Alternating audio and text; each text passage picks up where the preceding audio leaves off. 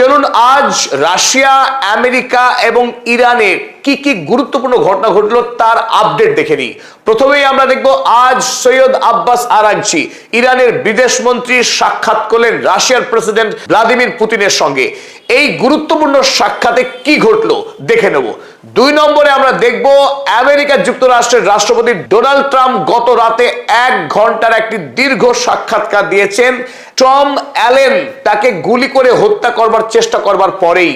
আর সেই সাক্ষাৎকারে উঠে এসেছে টম অ্যালেনের চিঠি। কি কারণে টম অ্যালেন ডোনাল্ড ট্রাম্পকে খুন করতে চেয়েছিলেন সেই কথা টম অ্যালেন নিজেই লিখেছেন চিঠিতে। দেখব সেই খবর। 3 নম্বর গুরুত্বপূর্ণ খবর, এই প্রথম চীন আমেরিকা এতদিন পর্যন্ত গবেষণা ক্ষেত্রে সবচেয়ে বেশি পরিমাণ টাকা বিনিয়োগ করে আসছিল, এবার চীন সেই রেকর্ড ভেঙে দিল। 4 নম্বর গুরুত্বপূর্ণ আপডেট আমরা দেখে নেব ইরান যুদ্ধ নিয়ে। ইরান আমেরিকাকে অতীতের সব রেকর্ড ভেঙে দিয়ে তার কাছে থাকা মানধাতার আমলের যুদ্ধ বিমান দিয়ে কিভাবে মার্কিন সেনা ছাউনিতে আক্রমণ করেছিল তার রেকর্ড। সকলকে স্বাগত জানাচ্ছি, আপনাদের বন্ধু আমি অধ্যাপক আব্দুল হালিম। চলুন শুরু করা যাক। প্রথম গুরুত্বপূর্ণ আপডেট, রাশিয়ার প্রেসিডেন্ট ভ্লাদিমির পুতিনের সঙ্গে আজ ব্যক্তিগত বৈঠক সেরে নিলেন ইরানের বিদেশ মন্ত্রী সৈয়দ আব্বাস আরাগচি। তারা দুজন যখন মিট করেন আপনারা দেখতে পাচ্ছেন কিভাবে ভ্লাদিমির পুতিন উষ্ণ অভ্যর্থনা জানাচ্ছেন ইরানের বিদেশ মন্ত্রীকে।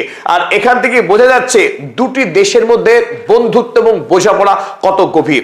যাক, আমরা কথায় আসি। আজ সৈয়দ আব্বাস আরাগচি ভ্লাদিমির পুতিনের হাতে তুলে দিয়েছেন ইরানের 3 পর্যায়ের যে শান্তি প্রস্তাব। আমেরিকার সঙ্গে ইরান কিভাবে শান্তি চুক্তি করতে চাইছেন, ইরানের অবস্থান কি, সেই বিষয়ে সবিস্তার কথা হয়েছে ভ্লাদিমির পুতিনের সঙ্গে। আর ভ্লাদিমির পুতিন আব্বাস আরাগচিকে আশ্বস্ত করেছে এই বলে ইরানকে সব রকম সাহায্য করতে প্রস্তুত, সমগ্র মধ্যপ্রাচ্যের স্বার্থে কাজ করবে রাশিয়া, একথা জানিয়েছেন। এবং আমেরিকা এবং ইরান তারা যে শান্তি চুক্তি সম্পাদন করবে আগামীতে, সেই শান্তি চুক্তির গ্যারান্টার হিসেবে রাশিয়া দায়িত্ব নিতে চেয়েছে।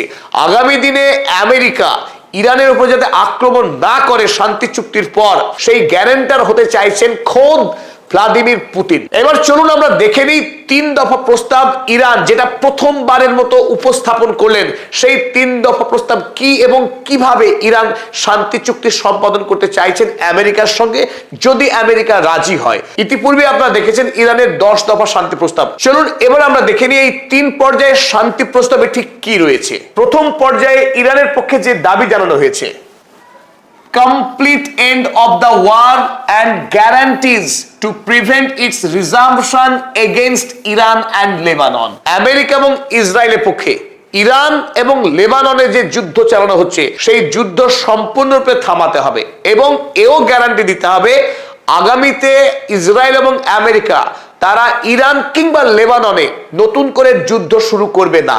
যদি এই প্রথম পর্যায়ের দাবি আমেরিকা সম্পূর্ণরূপে পালন করতে সক্ষম হয়, তাহলে আলোচনা দ্বিতীয় পর্যায়ে উন্নীত হবে। দ্বিতীয় পর্যায়ে দাবি করা হয়েছে, the second stage would see the parties discuss the management and administration of the critical marine choke point Strait of Hormuz। এই দ্বিতীয় পর্যায়ে ইরান কিভাবে টোল সংগ্রহ করবে, কত পরিমাণ টোল সংগ্রহ করবে, আর ওমানের সঙ্গে তার পার্টনারশিপ কেমন হবে ইত্যাদি বিষয়ে ইরান আমেরিকার সঙ্গে কথা বলবে এই পর্যায়ে। এবং স্ট্রেট অফ হরমুজের উপরে আমেরিকাকে ইরানের কর্তৃত্বকে সম্পূর্ণরূপে বৈধতা দিতে হবে, মান্যতা দিতে হবে। আর যদি আমেরিকা দ্বিতীয় পর্বের এই আলোচনায় সন্তুষ্ট হয় বা মেনে নেয়, তারপরেই তৃতীয় পর্যায়ের যেটা most critical part of the discussion সেটা শুরু হতে পারে। সেই ক্ষেত্রে কি রয়েছে চলুন আমরা দেখে নিই। এবার Iran will discuss the nuclear issue with America. তৃতীয় পর্যায়ে এসে এতদিন পর্যন্ত আমেরিকা যে দাবি জানিয়ে এসেছিল ইরানকে দীর্ঘ সময়ের জন্য পারমাণবিক অস্ত্র বানানোর কোনো অনুমতি দেওয়া হবে না, তো সেই বিষয়ে ইরানও কথা বলতে প্রস্তুত আমেরিকার সঙ্গে। তবে সেটা 3 নম্বর পর্যায়ে যদি আলোচনা গিয়ে পৌঁছায় তবেই। আব্বাস আরাগচি পুতিনের কাছে এই 3 পর্যায়ের প্রস্তাব পেশ করবার আগেই তিনি পাকিস্তানে ওই একই প্রস্তাব পেশ করে গিয়েছেন, যাতে করে পাকিস্তান আমেরিকার কাছে এই প্রস্তাব পৌঁছে দিতে পারে। এবার চলুন দেখে নিই আমরা দ্বিতীয় গুরুত্বপূর্ণ আপডেট। গতকাল সারাদিন বিশ্বব্যাপী যে খবরের চর্চা হয়েছে, ডোনাল্ড ট্রাম্পকে একজন আততায়ী খুন করবার চেষ্টা করে ব্যর্থ হয়েছিলেন। আর সেই আততায়ী এখন আমেরিকার পুলিশ হেফাজতে রয়েছেন।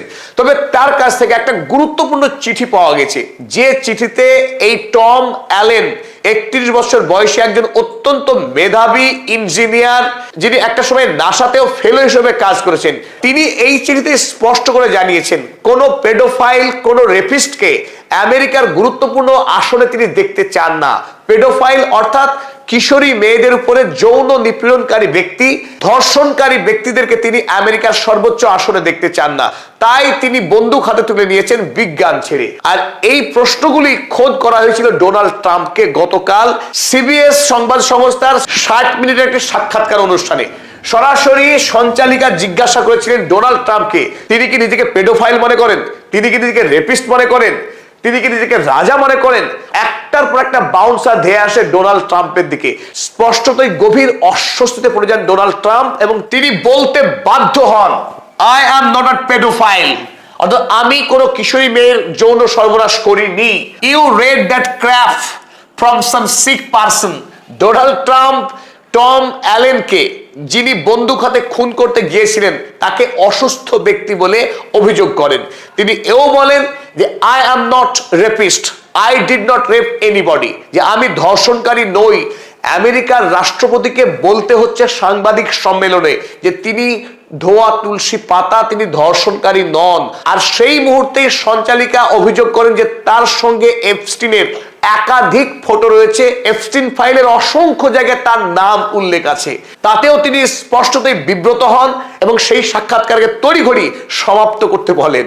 আর এতেই আজ সারাদিন এক্স হ্যান্ডেলে 6 লাখ হয়ে যায় সেই সাক্ষাৎকারের মুহূর্তগুলো। ডোনাল্ড ট্রাম্পের চরিত্র যাই হোক, অন্তত আমেরিকার সাংবাদিকদের রাজার সামনে দাঁড়িয়ে রাজা তোর কাপড় কোথায় এই কথা জিজ্ঞাসা করার সাহস আছে, আর এই সাহসকে কুর্নিশ না জানিয়ে পারা যায় না। চলুন এবার আমরা চীনে ফিরে আসি। বিশ্বকে চমকে দেওয়ার মতো অসংখ্য সম্ভার রয়েছে চীনের কাছে। গতকাল চীন একটি পরিসংখ্যান প্রকাশ করেছে, যে পরিসংখ্যানে স্পষ্ট দেখা গেল China has officially surpassed the United States in overall research and development spending. চীন এখন ধারাবাহিকভাবে বিভিন্ন ক্ষেত্রে আমেরিকাকে হারিয়ে দিয়ে সামনে এগিয়ে চলেছে।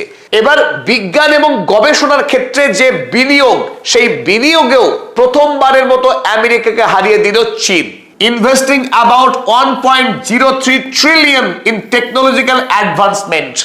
বিজ্ঞান এবং প্রযুক্তির উন্নতির জন্য এবার চীন বিনিয়োগ করেছে 1.03 trillion, a huge amount of money. এতদিন ধরে আমেরিকা বরাবর সব থেকে বেশি টাকা বিনিয়োগ করত বিজ্ঞান এবং গবেষণায়, আর এবার চীন টপকে গেল আমেরিকাকে। আর এখান থেকেই বোঝা যাচ্ছে আগামী পৃথিবীকে নেতৃত্ব দেবে চীন। বিজ্ঞান এখন চীনের হাতে। চলুন এবার চতুর্থ গুরুত্বপূর্ণ আপডেট দেখে নিই।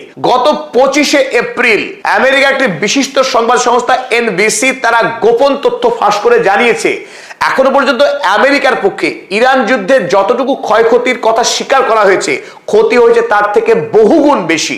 Iran caused more extensive damage to US military bases than publicly known. মধ্যপ্রাচ্যের মার্কিন সেনা ছাউনিগুলোর উপরে যুদ্ধকালীন সময় ইরান যে ভয়ঙ্কর ক্ষতি করেছে সেই সম্পর্কে মানুষ কদাচিৎ জানে। যতটুকু জানে ক্ষতি হয়েছে তার থেকে বহুগুণ বেশি। আর সেই প্রেক্ষিতে একটা চমৎকার খবর দিয়েছে এনবিসি। আমেরিকার 1960-এর দশকের তৈরি করা F-5 ফাইটার জেট, আপনারা প্রত্যেকেই জানেন যে বর্তমানে আমেরিকা ফাইটার জেট হিসেবে ব্যবহার করে F-35, যা 5th জেনারেশনের স্টেলথ টেকনোলজির ফাইটার জেট। সেখানে ইরানের কাছে ছিল 60-এর দশকের একটা ফাইটার জেট F-5। সেই 80 বছরের পুরনো ফাইটার জেট দিয়ে ইরানের বীর পাইলটেরা কুয়েতের আমেরিকার সেনা ছাউনিতে উড়ে গিয়ে আকাশ থেকে বম্বিং করে সাফল্যের সঙ্গে আবার ইরানে ফিরে এসেছে, যা কোরিয়া যুদ্ধের পর আমেরিকার কোনো সেনা ছাউনিতে কোনো দেশ আক্রমণ করতে পারেনি। সেই অসাধ্য সাধন করে দেখিয়েছে ইরান, তাও আবার 80 বছরের পুরনো এই ফাইটার জেট নিয়ে। আর এই খবরে স্বাভাবিকভাবেই আমেরিকাকে নিয়ে নতুন করে হাসি ঠাট্টা চলছে পৃথিবীতে। আমেরিকা মোটেই সামরিক দিক থেকে আর অপরাজেয় নয়। ইরান অ্যাসিমেট্রিক যুদ্ধ চালিয়ে আমেরিকার কালঘাম ছুটিয়ে দিয়েছে এবং সমগ্র মধ্যপ্রাচ্যে ইতিমধ্যেই প্রায় $1 ট্রিলিয়ন ক্ষয়ক্ষতি হয়েছে আমেরিকা যুক্তরাষ্ট্রের এই ইরান যুদ্ধে। সকলকে অসংখ্য ধন্যবাদ পদাতিক পরিবারের সঙ্গে থাকার জন্য। এখনো পর্যন্ত যারা পদাতিক চ্যানেল সাবস্ক্রাইব করেনি তাদেরকে আরো একবার অনুরোধ, সাবস্ক্রাইব করুন সারা বিশ্বের খবরাখবর পেতে।